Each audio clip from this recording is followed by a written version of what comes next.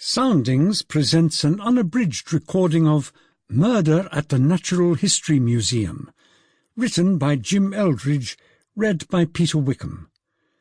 The moral right of the author has been asserted. This performance is owned by Soundings.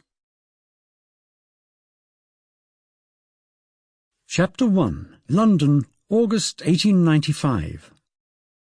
Daniel Wilson and Abigail Fenton gazed at the pile of smashed bones heaped against the wall and exchanged puzzled looks.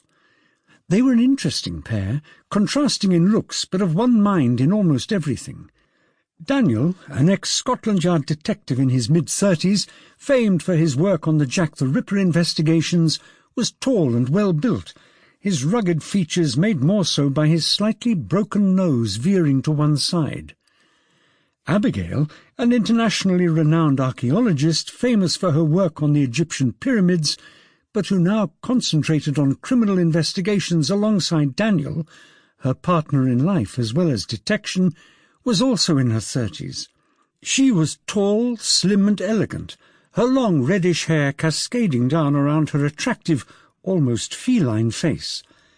To those who didn't know her, she could appear haughty, but she was as down-to-earth as the humblest porter on any of the digs she'd been on.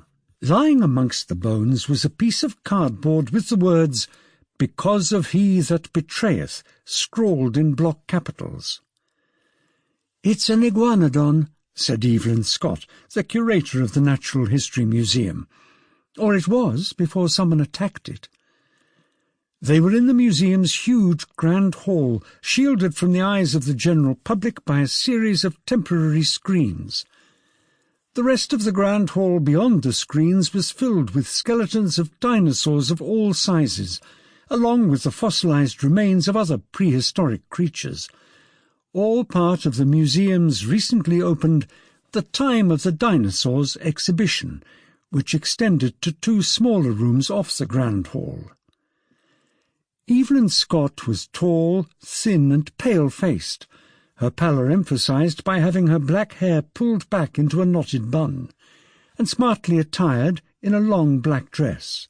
Behind the curator, the paunchy figure of the museum's maintenance manager, Herbert Sharp, resplendent in a large checked purple three-piece suit, glowered angrily at the wreckage of bones, taking this outrage as a personal affront. "I'm not sure why we've been called in, Miss Scott," said Daniel. "Our speciality is solving murders in museums, I know." Sample complete.